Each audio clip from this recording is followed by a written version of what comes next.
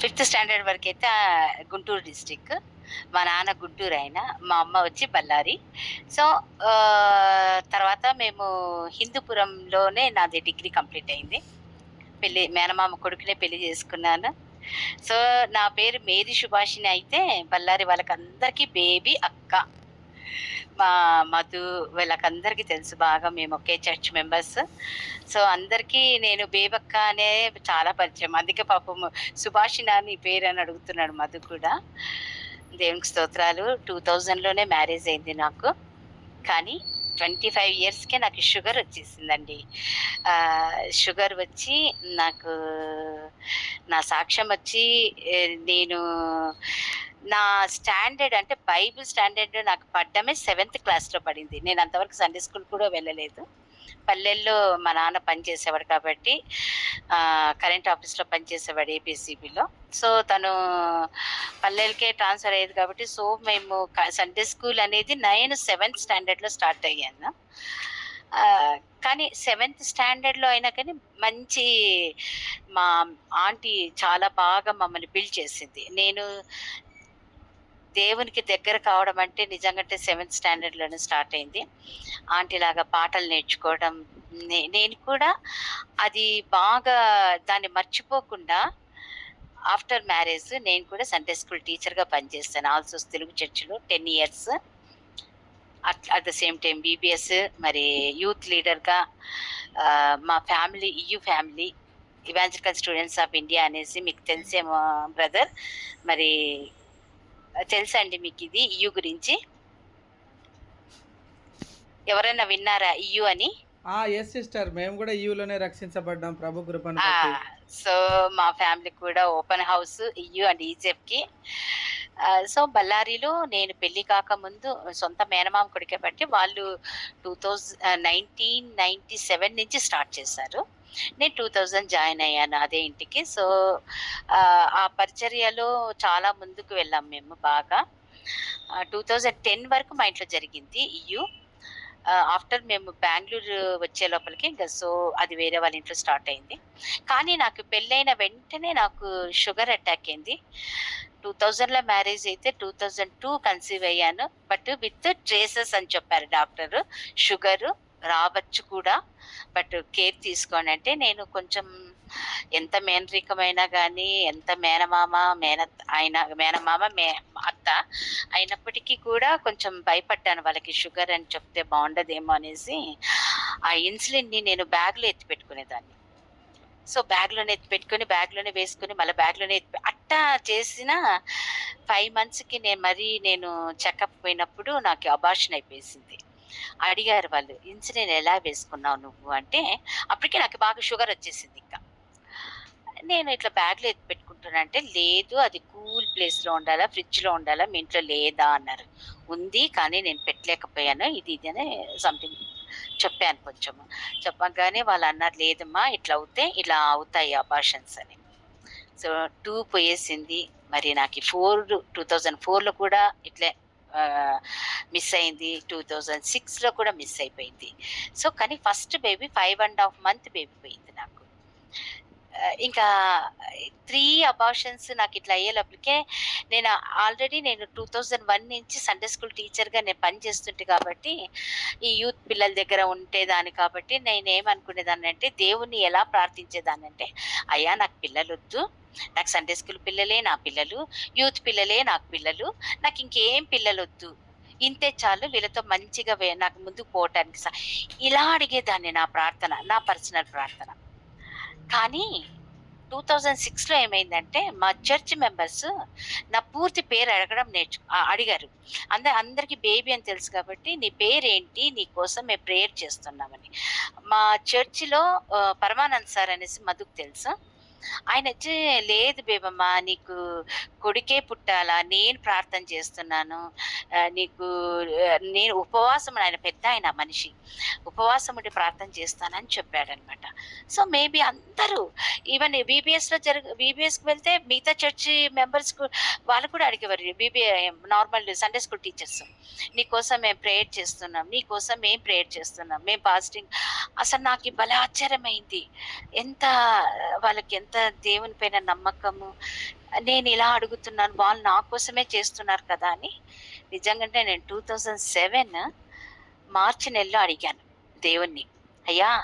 నీ చిత్తమైతే నాకు కూడా ఇవ్వు. నీకిష్టమా నాకివ్వడానికి?" నేను ఆ రోజు నిజంగంటే నేను అంటే 2000 నుంచి నా ప్రార్థన ఇదే. అంటే 2001 నుంచి నేనెప్పుడైతే సండే స్కూల్ పరిచయం స్టార్ట్ చేశానో, ఎప్పుడైతే నాకు 2002 నాకీ మిస్‌క్యారీ అయిందో, నేను అప్పటినుంచి వద్దు, నాకేం పిల్లలొద్దులే, నాకిదే అది కంటిన్యూ 1, 2, 3 అయ్యే లోపలికే నేను వద్దులే నాకేమొద్దు, నాకు పిల్లలే చాలు, ఈ పిల్లలతోనే నేనుంటానని అడిగేదాన్ని. ఆ రోజు అడిగాను, "నీ చిత్తమైతే, నీకిష్టమైతే నాకివ్వు" అని.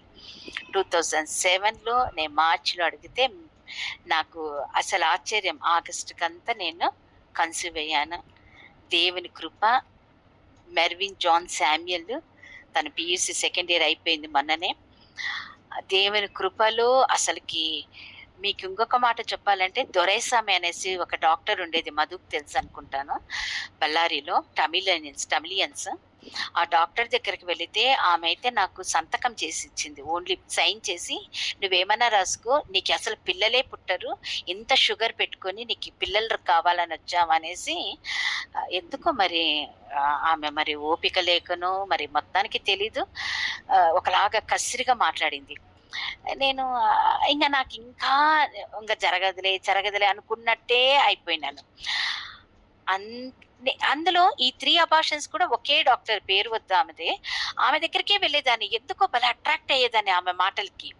బట్ ఈ కాంప్లికేటెడ్ కాబట్టి, షుగర్ అనేది ఒక కాంప్లికేటెడ్ కాదు. ఆమె అంత రిస్క్ తీసుకోలేదని తెలిసి కూడా తన దగ్గరికే వెళ్ళేదాన్ని. సో, 3 అబార్షన్స్ అయ్యాయి. అయినా ఆమె దగ్గరికి వెళ్ళేదాన్ని. ఈ పరమానంద్ సార్ కూతురు ఉండింది, సుశీలి అక్క అనేసి. తను చెప్పింది, "బేబీ ఒకసారి ఇంకొక డాక్టర్ ఆమె దగ్గరికి వెళ్ళు. ఆమె బాగా చూస్తుంది. షుగర్ వాళ్ళు కన్సీవ్ అయితే ఎలా ఉండాలా అన్నీ." నిజంగా అంటే నాకీ మంచి, మీరు నమ్మరండి, నేను ఒక మాట చెప్తాను. ఒక డాక్టర్, నేను షుగర్ టెస్ట్ ప్రతి ట్యూస్‌డే వెళ్తుంటి.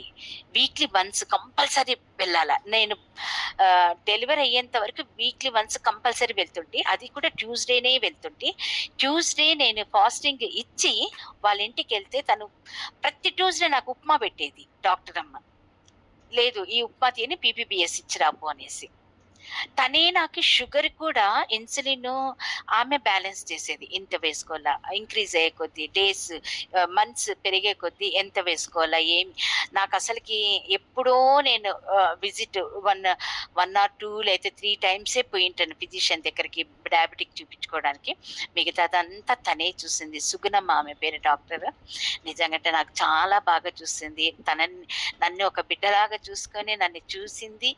నా డెలివరీ అయింది. నాకు చాలా సపోర్ట్‌గా ఉండింది. తర్వాత నాకు ఇంకొక అబార్షన్ అయింది. విత్ షుగరే అన్నీ.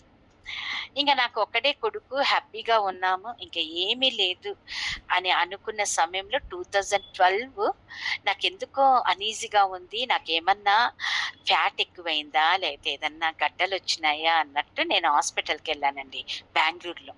12లో వెళ్తే ఆమనింది, డాక్టర్, నా దేవుని కృప నిజంగంటే, ఇక్కడ కూడా నాకు ఒక తెలుగు ఆమె డాక్టర్ దొరికింది.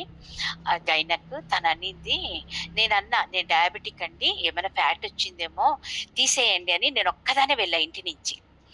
ఆమె హార్ట్ బీట్ చూసి, "అమ్మా, ఏమి గడ్డ కాదు, ఏమి కాదు, లోపల బిడ్డ ఉంది" అని చెప్పేసింది. నేనింక గట్టి గోల చేశాను. "లేదు, నేను డయాబెటిక్ కదా, నేను ఇన్సులిన్ కాదు, టాబ్లెట్‌తో ఉన్నాను అప్పటి నుంచి. ఫస్ట్ డెలివరీ అయిన తర్వాత టాబ్లెట్‌కొచ్చాను. ఆహ్, అబ్‌నార్మల్‌గా ఏమైనా అయింటుందేమో, నాకు వద్దు" అన్నాను. వాళ్ళన్నారు, "ఆల్రెడీ 5 ½ అయింది. నేను ఏమి చేయలేను. డెలివరీ కావాలా" అన్నారు. 5 ½ అయిన తర్వాత నేను ఇన్సులిన్ స్టార్ట్ చేశాను తర్వాత. అసలు ఆ దేవుని కృప 7th మంత్ అయిన తర్వాత 8th మంత్‌లో నాకు స్కాన్ చేస్తే ఏం చెప్పారు తెలుసా? బేబీ లోపల కిడ్నీలో ఆహ్, వాటర్ ఎక్కువ స్టోరేజ్ అయిపోయేసింది. పుట్టిన వెంటనే సర్జరీ చేయాలా? ఇది నార్మల్ ఎందుకంటావా కాంప్లికేటెడ్ షుగర్ ఉన్న వాళ్ళకి ఇలాగే అవుతాది లోపల బేబీస్‌కి అని చెప్పారు. నేను ఒక్కటే అడిగిన. నేనడిగింది మిమ్మల్ని ఒక్కటినే దేవునితో అడుగుతున్నా. ఇంకొకటి ఎందుకిచ్చావు? నీ పేరు మహిమపరచబడాలి కదా! వీళ్ళందరి మధ్యన. అందులో ఈ హాస్పిటల్ టీమ్ మధ్యన. నాకెందుకిచ్చావు? ఏదో ఆ రోజు గందరగోళము ఏదేదో అడుగుతున్నాను. తర్వాత ఏమైంది ఇంక నేను డెలివరీ టైంకొచ్చినాను. నేను నార్మల్‌గా చెకప్ పోతే ఆమె లేదు చేసేస్తాను. మరి వాటర్ కనిపిస్తాంది అని చెప్పింది. తర్వాత నేను ఆహ్, డెలివరీ అయ్యాను. డెలివరీ అయిన వెంటనే నాకు 3 పాయింట్‌కొచ్చింది బ్లడ్. సో, నాకి కళ్ళు కనపడలేదండి. నాకైతే 25 డేస్ కళ్ళు కనపడలేదు. నేను బాబుని కూడా ఆఫ్టర్ 25 డేస్ చూసాను. బాబు పుట్టాడు నాకి. సర్జరీకి సెకండ్ డే వాళ్ళంతా రెడీ అవుతుంటే నేను అడుగుతున్నాను, "ఇంకొకసారి స్కాన్ చేయండి ప్లీజ్" అనేసి. సర్జన్ వచ్చినాడు. పీడియాట్రిక్ సర్జన్ వచ్చాడు. అందరూ నాకు ధైర్యం చెప్తున్నారు కానీ నేను చాలా ఏడ్చాను. అసలు వాళ్ళు తీసుకుపోయి మళ్ళా వెంటనే తెచ్చేసారు బేబీని. సర్జన్ అంటున్నాడు, నాకు డయాబెటిక్ చూసి ఆయన మహేష్, ఆయన పేరు డాక్టర్ మహేష్, ಬ್ರಾಹ್ಮಣ್. ఆయన అంటున్నాడు, "ಇದೇಂತಿ ಶುಭಾಷಿಣಿ, ಇದು ಏನು ಇಷ್ಟು ಮೆರೆಕಲ್ ನಿಮ್ಮ ಜೀವಿತದಲ್ಲಿ, ఇది ನಾವು ನೋಡಿಲ್ಲ" అంటే వాళ్ళు అంటున్నారు, "ఇది మేము చూడట్లేదండి. అసలు ఒక కాంప్లికేటెడ్ షుగర్ ఉన్న వాళ్ళకి బేబీకి ఇలాగైంది. లోపలంతా డ్రై అయిపోయిందంట. నార్మల్ ఉన్నాడు బేబీ. నో సర్జరీ" అని చెప్పేశారు. నిజంగా అంటే దేవునికి ఎంత స్తోత్రం చెప్పుకున్నాను. 4 అబార్షన్స్ నాకు మొత్తం అయింది. 2 బేబీస్. ఇప్పుడు తను 7th పాస్ అయ్యి 8థ్‌కి వచ్చాడు. ఆరోన్ రాబిన్ శామ్యూల్ తన పేరు. మా ఆయన పేరైతే శామ్యూల్ రాజన్ విజేష్ బాబు. నేను సండే స్కూల్ నుంచి ఒక దేవుని వైపుకి కొంచెం నడిస్తే, మా ఆయన నుంచి నేను చాలా నడిచాను. మా ఆయన గురించి మధు ఎప్పుడైనా మీరు అడగండి, మధు చెప్తాడు. నేను చాలా నేర్చుకున్నాను ఆయన నుంచి. దేవునికి ఇంకా దగ్గర కావడం, ఇంకా రుచి చూడటం. రుచి చూసే కొద్దీ మేమిద్దరమండి, మీరు నమ్ముతారో నమ్మరో గానీ చాలా వరకు నేను మా ఆయన చాలా లేట్‌గా పడుకుంటాం. ఆ లేట్‌గా పడుకునేటప్పుడే నా చేతిలో బైబిల్ అన్నా ఉంటుంది. ఈ నడమ కొంచెం కళ్ళు కనపడట్లేదండి నాకు కూడా. సో, ఫోన్‌లోనే పెట్టుకున్నాను కాబట్టి బైబిల్ చెప్తూనే ఉంటాడు రెఫరెన్స్. అది ఏమి, ఇది ఏమి. నేను ఇంటి సమస్యలంటే ఈవెన్ రిలేషన్ మధ్య ఏదైనా సమస్య ఉన్నా నేను డిస్కస్ చేస్తుంటాను. ఎందుకు ఇంకా అని అంటే, ఆయన అంటాడు, "నీకు ఓపిక ఉంది కాబట్టే, నీవు తొందర పడవు కాబట్టే మనకిలాంటి సమస్యలున్నాయి. ఎదుర్కుంటాం. ఎట్లా? నిదానంగా ఓర్చుకొని మనమే సమాధాన పడతాము. తప్పు లేదు" అనేవాడు. దానికి చాలా లోబడి ఉన్నాను. అందులో మా అమ్మ ఒక సంస్కారం నేర్పించింది. తన్ను తాను తగ్గించుకున్న వారు హెచ్చింపబడతారని. సో, నా జీవితము ఆల్మోస్ట్ మధుకు చాలా తెలుసు అన్నీ. మధు వాళ్ళ ఫ్యామిలీ అందరికీ. నేను సండే స్కూల్ నాకు ఈ మధు సండే స్కూల్‌కి మరి నాకొచ్చినట్లు తెలియదు గానీ, వాళ్ళ తమ్ముళ్ళిద్దరూ నా సండే స్కూల్ స్టూడెంట్సే. కాకపోతే నేను చాలా నేర్చుకున్నాను మా ఆయన నుంచి. నేను కూడా హౌస్ వైఫ్ అండి. బీఎస్సీ చేశాను ఆంధ్రాలో. కాకపోతే హౌస్ వైఫ్‌గానే ఉన్నాను. ఇది నా జీవితము. నిజంగా అంటే దేవుడు ఎంతో నడిపించాడు. ఎంతో సేవ బళ్ళారిలో చేసిన సేవ బెంగుళూరులో దొరకలేదు. కానీ ఇటీవల మా చర్చ్ మెంబర్స్‌తో నేను చాలా కొంచెం నేను బెంగుళూరుకొచ్చిన తర్వాత కొంచెం కన్నడ నేర్చుకోగలిగినాను. రాయడం నేర్చుకోగలిగినాను, మాట్లాడటం నేర్చుకోగలిగినాను, చదవడము పిల్లల నుంచి. మా పిల్లలకి సెకండ్ లాంగ్వేజ్ కన్నడనే ఇప్పించి. సో, ఇప్పుడిప్పుడు నేను మా చర్చ్ మెంబర్స్‌తో కన్నడలో మూవ్ అవుతూ వాళ్ళతో పర్సనల్‌గా ఫోన్ చేసి మాట్లాడటం, పర్సనల్‌గా కొంచెం వాక్యం వాళ్ళకి చెప్పడం కొంచెం నేర్చుకుంటున్నాను. బట్ తెలుగే చెప్తాను వాళ్ళతో. నేను కన్నడ చెప్పలేదు. కొంచెం వరకు మాట్లాడగలుగుతాను గానీ, దేవుని గురించి చెప్పేంత లేదు. కన్నడలో నాకు రాదు. నా జీవితంలో చేసిన మేళ్ళు నిజంగంటే ఒక్కసారి అంటే మ్యారేజ్ చేసినప్పుడు 2000 నుంచి ఇప్పుడు 25 ఇయర్స్ అయిందండి మాకు మ్యారేజ్ అయ్యి. ఆఫ్టర్ 7 ఇయర్స్ నాకు పిల్లలు పుట్టింది. నిజంగా అంటే చాలా మంది నన్ను కామెంట్ చేశారు. మా చర్చ్ మెంబర్సే అడిగారండి. "మీకేం పుడతారు? ఎప్పుడు ప్రేయర్‌లో ఉంటారు మీ ఇద్దరు? ఎక్కడున్నారు?" అనేసి. బట్ ఆ ప్రశ్నకు జవాబు దేవుడే ఇచ్చాడు. సమస్తం సాధ్యపరిచే ఆయన. ఆయన యందు తగ్గింపు, ఆయన ఆయన నానుకున్నప్పుడు, ఆయన ఆయన ఆయన ఆయన యందు వినయంతో, విశ్వాసంతో, ఆయన వాక్యానుసారంగా నడుచుకున్నప్పుడు మనల్ని బలపరిచేవాడు ఆయనే, మనల్ని రక్షించేవాడు ఆయనే. ఆయన చిత్తాన్ని మనలో నెరవేరుస్తున్నాడు ఆయన నిజంగంటే. ఇది నా జీవితంలో చాలా జరిగింది. ఎవ్వరు నీకింక పిల్లలు పుట్టరు అని ప్రతి ఒక్కరు, మేము చర్చ్ కాంపౌండ్‌లో ఉంటాము బళ్ళారిలో. ఎంతోమంది అన్నయ్య అయినప్పటికీ కూడా గానీ దేవుడు నన్ను అవమానపరచలేదు. నన్ను ఘనపరిచాడు. నాకిచ్చాడు పిల్లల్ని. ఇప్పటికి నేను మధుతో ఒకసారి షేర్ చేశాను. మధు యవ్వన దశకొచ్చాడు నా పెద్ద కొడుకు. ప్రార్థనలో పెట్టు, లోకాశకు వెళ్ళకుండా అనేసి. ఇద్దరు ముగ్గురు ప్రార్థన దేవుడు ఇంకా ఎక్కువ ఆలకిస్తాడని మీకందరికీ నేను చెప్తున్నానండి. నా ఇద్దరు పిల్లల కోసం పీసీ అయిపోయింది. ఒక అబ్బాయి రాస్తున్నాడు, నీట్ రాశాడు, కామెడ్కి కూడా రాస్తున్నాడు. సో తన కోసము, చిన్నోడి కోసం 7th పాస్ 8th వెళ్ళాడు. ఇద్దరు పిల్లలు ప్రార్థనలో మీరు కూడా జ్ఞాపకం పెట్టుకోండి. ఎందుకంటే శోధన ఎంతో అట్రాక్షన్‌గా, ఆకర్షణీయంగా కనిపిస్తుంది కళ్ళకు. ఆ శోధనలో ఎప్పుడు అది లోపరుచుకుంటుందో మనకే తెలీదు. సో అలాంటి ఆహ్, దూరంగా ఉండాలని నా పిల్లల కోసం మీరు ప్రార్థనలో పెట్టండి. నా జీవితంలో చేసినాడు ఎన్నో మేలు. నేను అదే చెప్తుంటాను. ఎంత ఓర్చుకున్నామో. 7 ఏళ్ళు పిల్లలు లేరంటే ఎన్ని అవమానాలు పొందినామో. ఎంతమంది నవ్వుకున్నారు. నాకైతే పొద్దున్నే లేసి ఎవరినైనా చూడాలంటే వాళ్ళు ఏమైనా మిస్‌అండర్‌స్టాండింగ్ చేసుకుంటారేమో, ఈమె ఫేస్ చూసి ఏమన్నా అని అనుకుంటారనే భయంతో నేను వెళ్ళేదాన్ని కాదండి. అసలు మా ఆయనకి, మా ఆయన చెల్లికి ఇద్దరికి ఒకేసారి పెళ్ళయింది. 2003 కంతా ఆ అమ్మాయికి 2 పిల్లలు. నేను చాలా సేవ చేశాను ఆ అమ్మాయికి. నేను అసహించుకోనండి. ఎవరికైనా సేవ చేస్తా. నేను కాలేజ్ లైఫ్ అంతా నేను ఓల్డ్ ఏజ్ హోమ్‌కి 3 మంత్స్, లేదా ఒక్కొక్కసారి 2 మంత్స్, ఒక్కొక్కసారి 5 మంత్స్. ఎందుకంటే పేదరికము. ఎప్పుడో రూ. 2, రూ. 3, లేకపోతే రూ. 5, లేకపోతే రూ. 10 ఇచ్చిన డబ్బులు ఎత్తి పెట్టుకునేదాన్ని. మీరు నమ్మరండి, నేను డిగ్రీ వరకు నేను బయటకు వెళ్ళి బేల్‌పూరి కూడా తినలేదండి. నేను ఆఫ్టర్ మ్యారేజే తిన్నాను అవన్నీ. అవి ఎత్తి పెట్టుకుని ఓల్డ్ ఏజ్ హోమ్ పోయి వాళ్ళకి కక్కలు కూడా కడుగుతుంటాండి. ఓల్డ్ ఏజ్ వాళ్ళకి. మా సేవా మందిర్ అంటే హిందూపురం దగ్గర సేవా మందిర్ అనే ఊరుంది. చాలా బాగా బ్లైండ్ స్కూల్ ఫేమస్ అక్కడ. ఓల్డ్ ఏజ్ హోమ్ కూడా చాలా ఫేమస్. నేను వెళ్ళేదాన్ని. నేను 3 మంత్స్ వన్స్ వెళ్ళేదాన్ని. నేను సేవ చేస్తుంటే 15 మెంబర్స్ అండి మేము ఫ్రెండ్స్. పీయూసీ ఫస్ట్ ఇయర్ నుంచి డిగ్రీ వరకు మేము కంటిన్యూ. 1 ఇయర్ వేస్ట్ అయింది. పీసీ సెకండ్ ఇయర్ తప్పింది. మా 15 మెంబర్స్ ఫెయిల్ అయ్యాము. తర్వాత నేను మట్టి బొమ్మలు, శిల్పాలు అవి నేర్చుకున్నానండి 1 ఇయర్. తర్వాత ఇట్లా వెళ్ళేదాన్ని. వాళ్ళందరూ నేర్చుకున్నారు. 15 మందిలో 4 మంది మేము ఫ్రెండ్స్‌లో 4 మంది మేము హౌస్ వైఫ్ అయినాం. మిగతా వాళ్ళందరూ టీచర్స్.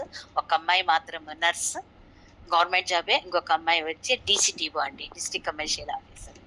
వాళ్ళందరూ అడిగారు ఫస్ట్ జాబ్ వచ్చిన శాలరీ ఏం చేయాలంటే, దేవుని కన్నా ఇవ్వండి, అందరు హిందూసే అండి.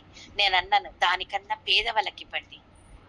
ఊరు పేదవాళ్ళకంటే ఒక అమ్మాయి మాత్రం అప్పుడు ఏసీటీఓగా, ఇప్పుడు అమ్మాయికి ప్రమోషన్ వచ్చి డీసీటీఓ అయింది. ఆ అమ్మాయి అయితే ఆ అమ్మాయికి ఊహ వచ్చిన టీచర్స్కి అందరికండి 30,000 ఇచ్చింది. అట్లా ఒక 6-7 మంత్స్ ఇచ్చింది ఆ అమ్మాయి, ప్రతి నెల వచ్చిన డబ్బు. అంటే నన్ను చూసి అనేవాళ్ళు, క్రిస్టియానిటీలో చాలా సాక్రిఫైస్ చేస్తారంటే, నేను అది అందరికి ఇస్తాడు, కానీ కొంతమంది పొందుతారు తలాంతుల్ని, కొంతమంది చేయలేరు. నువ్వైనా చెయ్యొచ్చు, చేసి ఒకసారి విశ్వాసంతో చేయండి పనులని చెప్పేదాన్ని. సో మా ఫ్రెండ్స్ అందరూ బాగున్నారు. ఎన్నో విడిపోయే స్థితిలో వచ్చినప్పుడు కూడా నేను బైబిల్ తీసుకొని చెప్పేదాన్ని వాళ్ళకి. సో అందరు కాంప్రమైజ్ అయ్యి బాగున్నారండి. దేవునికి స్తోత్రాలు కలుగును గాక. నిజంగా అంటే నా జీవితంలో చేసిన మేలు చాలా గొప్పవి. ప్రతి ఒక్కరి జీవితాల్లో అండి, అందరి జీవితాలు, అందరూ కూడా కష్టాల్లో నుంచి పైకొచ్చినోళ్ళే. ఆయన నమ్మిన తర్వాత దేవునికి దగ్గర కావడం అంటే శ్రమలకు దగ్గర కావడమే. ఆ శ్రమలు ఏ విధంగా ఎదుర్కోవాలని నేర్పించేవాడు కూడా ఆయనే. మన చుట్టూ కంచె వేసి, అగ్ని కంచె వేసి, మన ముందు పక్కన వెనక చుట్టూ అన్ని ఉండి ఆయన నడిపించే వ్యక్తి కూడా ఆయనే అండి. ఇది నా సాక్ష్యం అండి. దేవునికి స్తోత్రాలు. ఎవరైనా వాక్యంలోకి వెళ్దాము. మొదటి సమూయేలు 17వ అధ్యాయము 4వ వచనం నుంచి 11వ వచనం వరకు కన్నడలో చదివితే సంతోషం.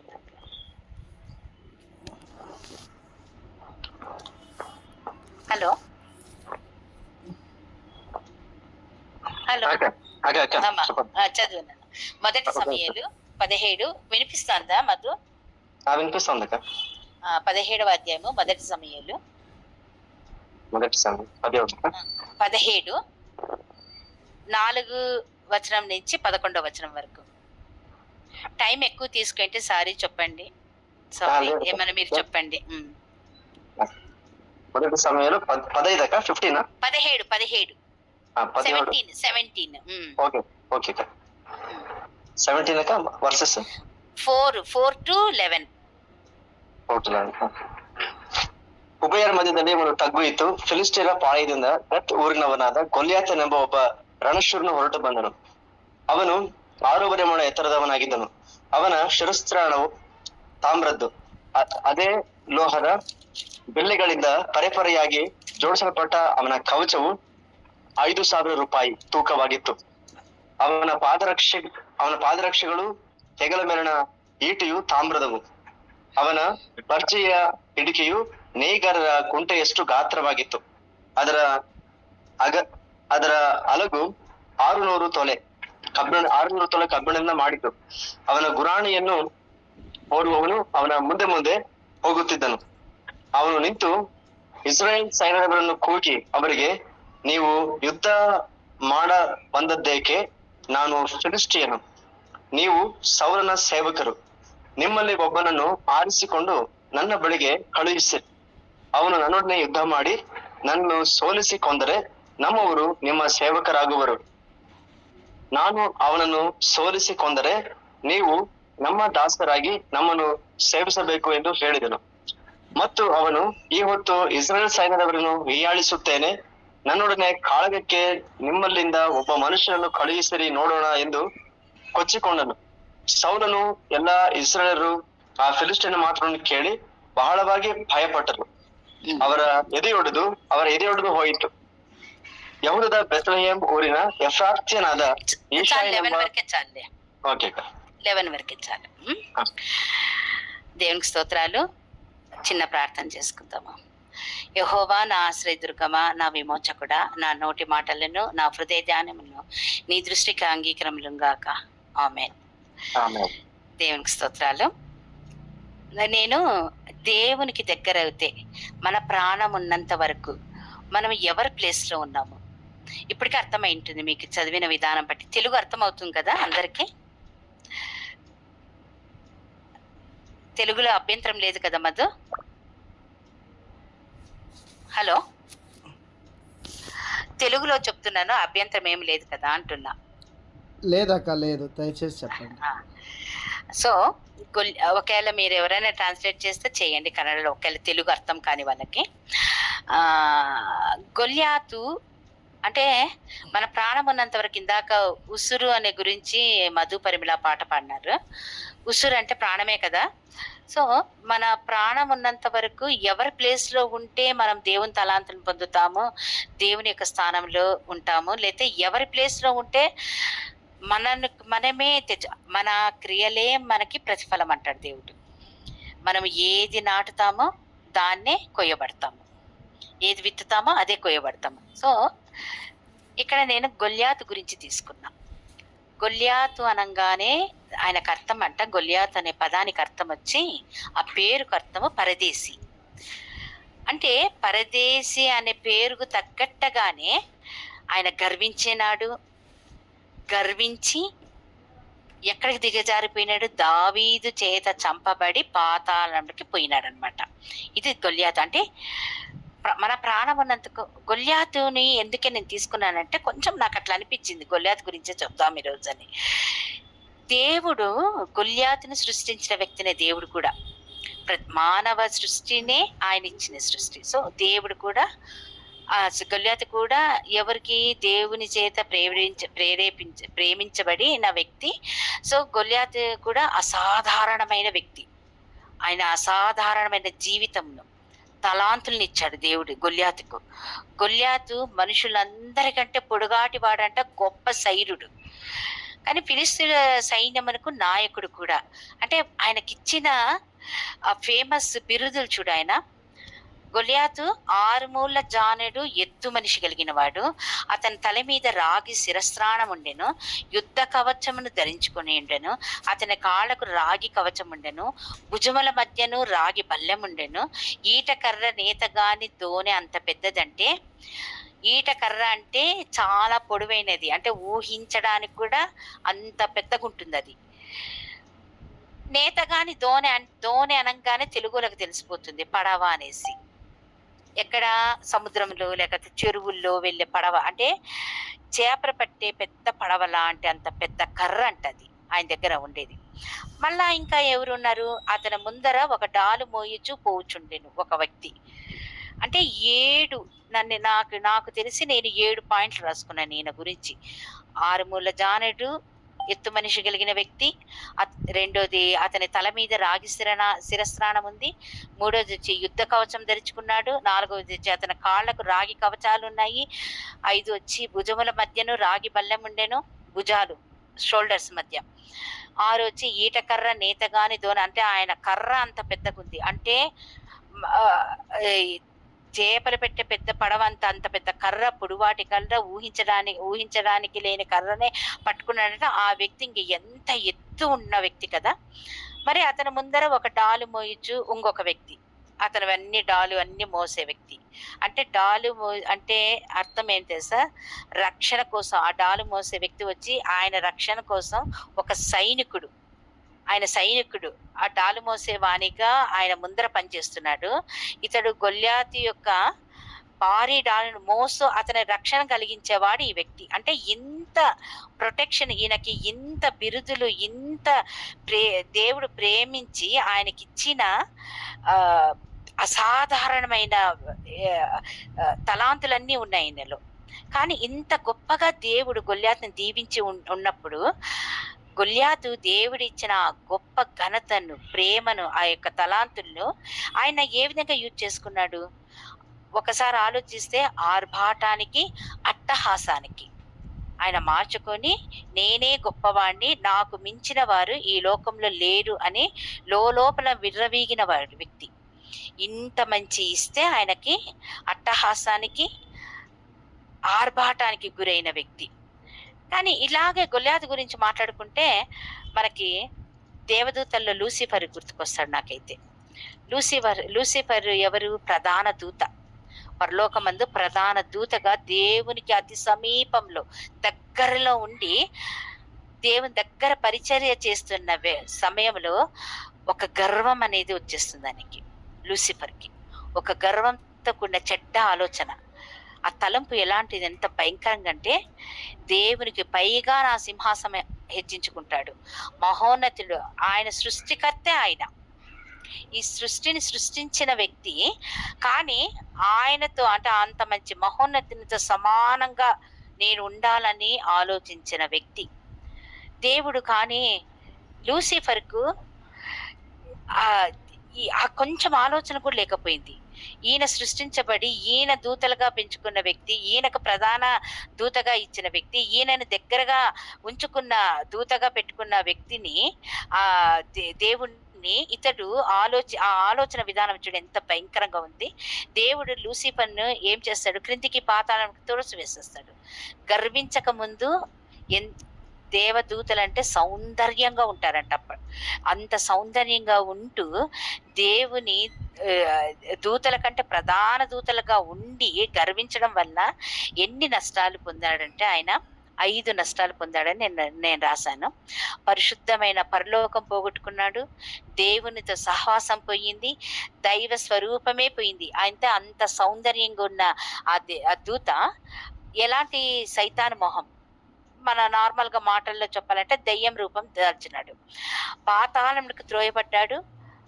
ఇప్పుడు ఏం చేస్తున్నాడంటే 5వ పాయింట్, మనందరికీ, ప్రజలందరికీ పాపం చేయాలని ఆయన ప్రేరేపిస్తున్నాడు. ఇది ఇప్పుడు ప్రస్తుతానికి చేస్తున్న లూసిఫర్ యొక్క ఇది. అంటే అక్కడ గొల్యాతు కూడా ఇచ్చిన అంత మంచి తలాంతులు గొప్ప వ్యక్తిగా సృష్టించబడ్డ గొల్యాతు అసాధారణమైన జీవితాన్ని జీవిస్తున్నటువంటి గొల్యాతు గర్వంతో ఏం పోగొట్టుకున్నాడని చూసేక ముందు ఒక చిన్న కథ చెప్తాను. ఒక రాజు అంట తన భవనంలో మీటింగ్ అరేంజ్ చేసినాడు. మంత్రులందరూ హాజరయ్యారు. సరే, అందరికీ వాళ్ళ వాళ్ళ మంత్రులు ఏమేం పని చేస్తున్నారు ఏమి అన్ని మొత్తం అన్ని ప్రశ్నలు అడిగిన తర్వాత నేను ఒక ఒక మీకు ఆశ్చర్యానికి గురి చేసే ఒక ప్రశ్న అడుగుతా, నేను దానికి జవాబు ఎవరెవరు ఏమేమి చెప్తారో వింటానని అడంగానే అందరూ ఒక కుతూహల, ఏందబ్బా ప్రశ్న అని ఒక భయం కూడా ఉంటుంది. రాజు అడిగే ప్రశ్నలకు జవాబు సరిగ్గా లేకపోతే ఆయన యొక్క శిక్ష ఏ విధంగా ఉంటుందో ప్రతి ఒక్కరికి తెలుసు కాబట్టి. కానీ ఆయన అడుగుతాడంట, ఏమని, మనలో ఎవరు చనిపోతే ఎవరు ముందు చనిపోతే, లేకపోతే ఒకవేళ మనందరం చనిపోతే మరి ఆ దేవుని రాజ్యానికి ఎవరు పోతారు అనే ప్రశ్న అడగిన వెంటనే ఒక్కసారి అందరు మొహం చూసుకుంటారంట. ఒక్కొక్కరుగా ఇంకా లేచి చెప్పడం స్టార్ట్ చేస్తానంట. ఒక మంత్రి మాత్రం ఫస్ట్ లేచి, రాజా, ఎవరు పోయినా పోకపోయినా నేను మాత్రం తప్పక దేవుని రాజ్యానికి పోతానని చెప్తాడంట. ఆయన రాజు కూడా ఆశ్చర్యపోతాడు, మిగతా వాళ్ళు కూడా మొత్తానికి ఆయన ఆన్సర్ ఏందో అనేసి కుతూహలంగా చూస్తున్నప్పుడు ఆ రాజు అంటాడంట, నీవే ఎందుకు పోతావు, ఏ ఆధారం బట్టి అంత గట్టిగా చెప్తున్నావు అని అడిగినప్పుడు ఆ మంత్రి ఈ విధంగా చెప్తాడంట, అయ్యా, నేను వ్యవసాయ శాఖకు సంబంధించిన మంత్రిని కాబట్టి నేను రైతులకు కాలువలను త్రవ్వించాను, బావుల్ని ఇచ్చాను, మంచి విత్తనాలను ఇచ్చినాను, పైగా ఇంకా చాలా మంచి మంచి పనులు చేశానయ్యా, కనుక తప్పకుండా ఎవరు పోయినా పోకుండా నేను మాత్రం పోతాను అనేసి డాంబరికంగా ఎచ్చులుగా గర్వంగా చెప్పేస్తాడంట. అలాగే ఇంకొక మంత్రి కూడా తాను చేసిన పనులన్నీ చెప్తూనే ఉంటాడంట. అలాగే ఇంకా చెప్తూనే ఉంటా. కానీ ఒకే ఒక మంత్రి మాత్రం నేను పోతానో పోనో నాకు తెలియదు అని చెప్పేసి కూర్చుంటాడంట. రాజుకి ఏం అర్థం కాదా, పోతానో పోనని ఏ విధంగా ఎందుకు అన్నావంటే, రాజా, నేను అనే అహం నాలో ఉన్నంత వరకు నేను పోను, ఆ అహం లేకపోతే నేనే అనే గర్వం లేకపోతే నేను తప్పకుండా పోతాను అని. నిజంగా అంటే గొల్యాతు కూడా నేను అనే అహంతో ఉన్నాడు. గొల్యాతు నాశనం కావడానికి కారణాలు వచ్చి అహంకారి, గొప్పలు చెప్పుకునేవాడు, తన గూర్చిన విషయాలు వ్యాప్తి చెందాలని ఎంత నిజమైన కోరికలు కలిగినాడో తెలియదు. ఇతరుల బలహీనతను చూచి రంకలు వేసేవాడంట. అదే మొదటి సమూయేలు 17వ అధ్యాయంలో చూస్తే ఆయన 40 రోజుల పాటు సవాల్ చేసిన వ్యక్తి అంట. కానీ అదే మొదటి సమూయేలు 17వ అధ్యాయము మనము 44 వచనంలో చెప్తే ఆయన అంటాడు, నా దగ్గరకు రా, నీ శరీరాన్ని పక్షులకు జంతువులకు అర్పిస్తానని గొల్యాతు ఆ విధంగా కూడా గర్వపడతాడు. గర్వం, ఎంత గర్వంతో కూడిన మాటలు అంటే అహంకారి. అంటే ఆయనకిచ్చిన ఆ యొక్క 7 ఆరుమూల జానెడు, అతని తల మీద రాగి శిరస్నానము, యుద్ధ కవచము ఇవన్నీ మర్చిపోయి ఇంత పెద్దగా పొడువుగా పుట్టిన వ్యక్తి, బలాఢ్యుడు, ఆయన గొప్ప వ్యక్తి అని మర్చిపోయి అహంకారి అయ్యి దేవుడిచ్చిన ఆ యొక్క గొప్పతనాన్ని మర్చిపోయి గర్వంతో కూడిన ఆలోచనలతో ఉంటున్న వ్యక్తి. ఎలాంటి ఆలోచనలు కలిగిన వ్యక్తి అంటే అహంకారి, గొప్పలు చెప్పుకునేవాడు, తన గూర్చిన విషయాలు వ్యాప్తి చెందాలని కోరికలు ఉన్నవాడు, బలహీనలను చూసి రంకలు వేసేవాడు. మరి ఇక్కడ అంటాడు 44వ వచనంలో, నా దగ్గరకు రమ్ము, నీ మాంసమున ఆకాశ పక్షులకు ఎవరిని చూసి అంటాడంటే అక్కడ ఇంకొక అబ్బాయి ఉంటాడు, చిన్న అబ్బాయి. ఇప్పటికీ అర్థమైపోయింటుంది మీకు దావీదుని చూసి. కానీ గొల్యాతు ఒక అసాధారణ వ్యక్తి. అలాంటి వ్యక్తిని ఓడించింది మాత్రం సాధారణమైన చిన్న బాలుడు, అతని పేరే దావీదు. కానీ ఈ చిన్న దావీదు వల్ల ఏ విధంగా ఎందుకు అవుతుందంటే అచంచలమైన విశ్వాసము దావీదుకు చిన్నప్పటి నుంచే, సంపూర్ణమైన వినయము. వాళ్ళ అన్నలు, ఈ స్టోరీ మీకు అందరికీ తెలుసు, అమ్మా నాన్న వాళ్ళ అన్నలకి క్యారెట్ ఇవ్వడా అంటే పోయి ఇచ్చేవాడు. వినయం, జవదాటలేదు మాటల్ని, పట్టుదలతో ప్రార్థన చేసేవాడు. అంత మునుపు చిన్న జీవితం చూస్తే దావీదు తను పొలంలో ఉన్నప్పుడు ఏ విధంగా ఎదుర్కొన్న ప్రతి ఒక్కటి మీకు తెలుసు. ఇంత క్రూర మృగాలతో యుద్ధం చేసిన దావీదుకు అంత బలం ఇచ్చింది ఆయన యొక్క వినయము, ఆయన యొక్క ఉదార స్వభావము, ఆయనకున్న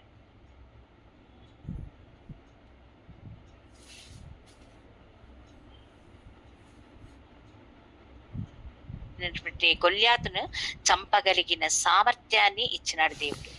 బలమైన అంటే ఆయన నా దగ్గరకు రా, నీ శరీరాన్ని పక్షులకి వాటికి వీటికి ఇస్తానన్న వ్యక్తిని చంపిన వ్యక్తి సాధారణమైన దావీదు, బాలుడు అయినటువంటి దావీదు.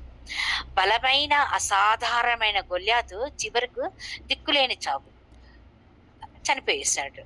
చిన్న దావీదు తన ఏ విధంగా చంపుతాడు? అసలు ఆయన ప్రతి ఒక్కటి కవర్ చేసుకున్నాడు. గొల్యాతు అనే ఆయన యుద్ధానికి పోయిన వ్యక్తి. ఎట్లా శిరస్రాణము, రాగివి, ప్రతి కవచాలు అన్నీ ఉన్నాయి. తనకి గ్యాప్ ఉండేది నుదుటి మీద మాత్రమే గ్యాప్ ఉంది. ప్రతి ఒక్కటి కవర్ చేసుకున్న వ్యక్తి. ఆలోచన కూడా దేవుడు చూడు, నిజంగా దేవుని దగ్గర ఉన్నప్పుడు భయంకరమైన సమస్యను ఎదుర్కోవడం ఆయన సులువైన మార్గం చూపిస్తాడు. అంత పెద్ద వ్యక్తిని చూసి గజగజ లాస్ట్ ఏమంటాడు? 17వ అధ్యాయం లాస్ట్ 11వ వచనంలో భీతులయ్యి వాళ్ళు ఫిలిస్తీన్ మాటలు విన్నప్పుడు బహుభీతులయ్యి భయంకరంగా భయపడిపోయినారు వాళ్ళు. వీళ్ళ అన్నలు కూడా ఉన్నారు అక్కడ యుద్ధంలో. కానీ దావీదు తన చూపంతా నుదుటిపైనే ఉంది, ఎక్కడ లేదు. ఆయన అంతా కవర్ చేయబడ్డాడు. గొల్యాతు దేవుడు దావీదుకి ఇచ్చిన జ్ఞానం చూడు, అక్కడ చూడు అనేసి వెంటనే వడిసెలతో ఒక రాయి తీసుకున్నాడు, కొట్టినాడు, అయిపోయింది ప్రాణం. అసలు అంత పెద్ద వ్యక్తి పడిపోయాడు కిందికి. వెంటనే ఏం చేస్తాడు దావీదు? పరిగెత్తుకొని పోయి మీద కూర్చొని తల నరికేస్తాడు. తను ఆ తలని చేతి పట్టుకుని దావీదు పట్టణంలోకి పరిగెత్తిపోతాడు అంట దావీదు. తర్వాత స్టోరీ ఇదంతా మామూలుగా అందరికీ తెలుసు. నేను తీసుకుంది ఏమంటే, నేను అన్న అహం ఉన్నట్లయితే ఏ విధంగా పతనమైనారు లూసిఫర్, గొల్యాతు తన గర్వము వలన నాశనము అయిపోయినాడు. మన దీనత్వము, మన సాత్వికం ఎలా కలిగి ఉండాలి? దీనత్వం అంటే 1 పేతురు 5:6, 5వ అధ్యాయము 6వ వచనము. మధు చదవా? కన్నడలోనే. 1 పేతురు 5వ అధ్యాయం 6వ వచనం. 6వ వచనం.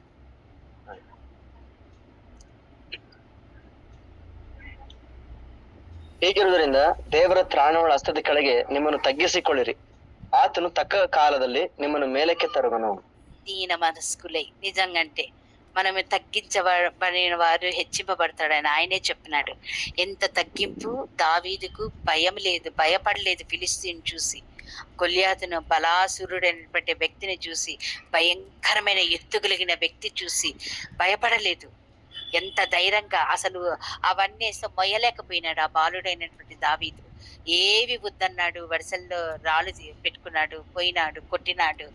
ఆయన చూపు కూడా నుదుటిపైనే, దేవుడి యొక్క ప్రేరేపణ నుదుటిపైనే ఇచ్చినాడు. నుదుటిపైన అన్ని కవర్ చేసుకున్న వ్యక్తి అక్కడొక్కటే కవర్ కాలేదు, కొట్టాడు, బోర్ల బొక్క పడిపోయాడు. దీనత్వమైన మనస్సు కలిగి ఉండాలి దావీదు లాంటి. వినయం, తగ్గించుకోవడం, గర్వపడకపోకుండా ఉండడం, దేవుని పైన ఆధారపడి ఆత్మలో వినయంగా ఉండటాన్ని ఇది సూచిస్తుంది. సాత్వికంగా, సత్యం, శాంతం, స్వచ్ఛత, మంచితనంలో కూడిన పవిత్రమైన స్వభావం కలిగి ఉండాలని.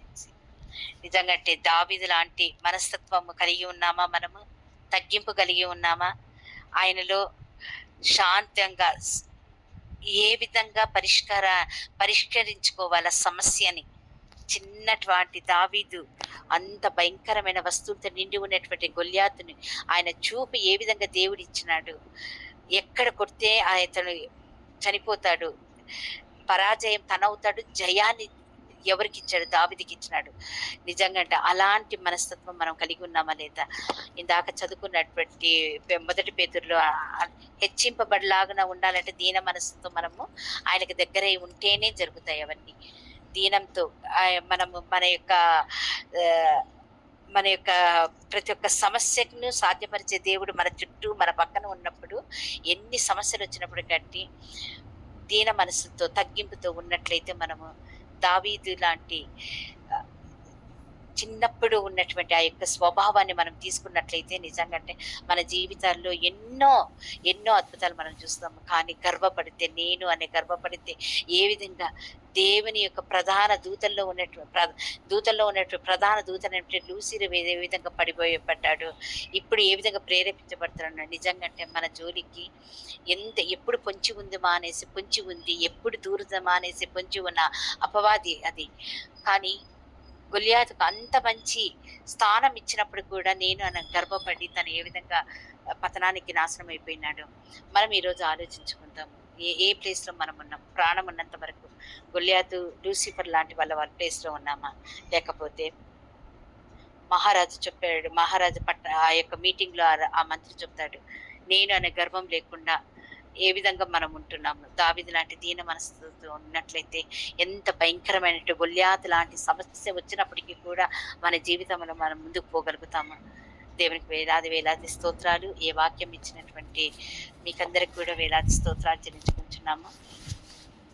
ఈ యొక్క సమయం ఇచ్చినందుకు మీకు దేవునికి ఈ యొక్క అమూల్యమైన సమయం ఇది. నిజంగా అంటే వృధాగా గడపకుండానైనా ప్రభా తండ్రి ఇచ్చిన సమస్య ఎలాగా మేము పరీక్షించుకోవాలా, ఏ విధంగా ఆ యొక్క సమస్యను దాటుకొని పోవాలా, ప్రతి ఒక్కటి నాయన తండ్రి మీరు తేటగా బయలుపరిచే దేవుడు రాజా నాయన ప్రభా, నీకు వేలాది స్తోత్రాలు తండ్రి.